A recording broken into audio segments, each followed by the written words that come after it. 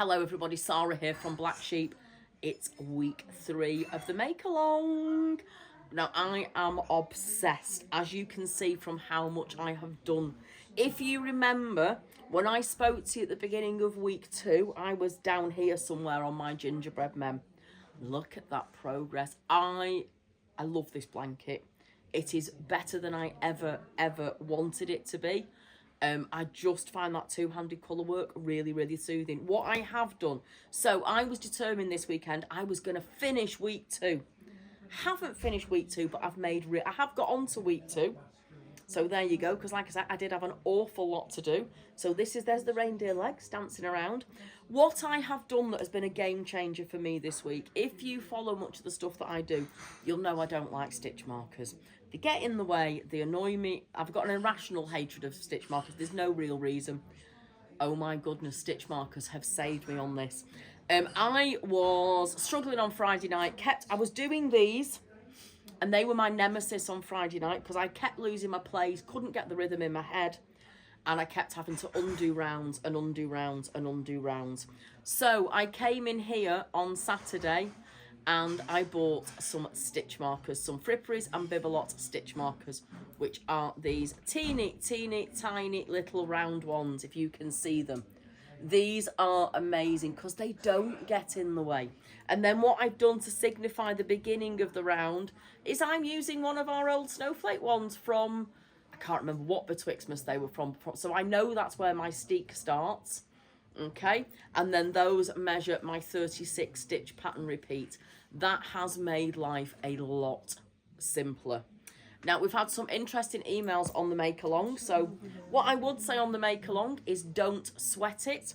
So we've had brown Christmas trees rather than green. That was Janice on YouTube. Few other people. Now, some people have done what we thought might happen a little bit more often. So on week 2, you were told to work the first 30 rows of this chart. Go on, who did the gnomes? Go on, you can tell me you did the gnomes, because I'll know some of you did. Put your hands up. Okay, so if you have gone on and done the gnomes, don't worry. What happens with this make-along is we don't have the technology to do the graphs, so we have to get the graphs done by somebody else. So that's why you had those 2 charts, and it's just the way the weeks have split up. If you've been a really good girl or boy, you've left the gnomes for this week.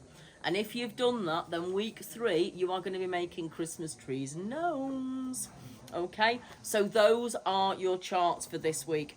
So like I say, little tip from me was the stitch markers. That's made a massive difference. I actually can't tell you how long I sat knitting this at the weekend. It might not look like it to you, but it took me. But then I did last night justify it to myself saying, oh my goodness, if I've done from here to here in a weekend, that's like the back of a Fair Isle sweater or something. So quite pleased with myself on that. Also, I have been asked what I'm doing across the steek. So this is my steek, okay? I'm not really doing anything particularly fancy across my steek. I've done a few, you can see it goes all the way up there. I've done a few different things, just really what I fancy at the time. I have stranded the colour across the back if I'm going to be using it again. That's where I've alternated stitches, one in each colour.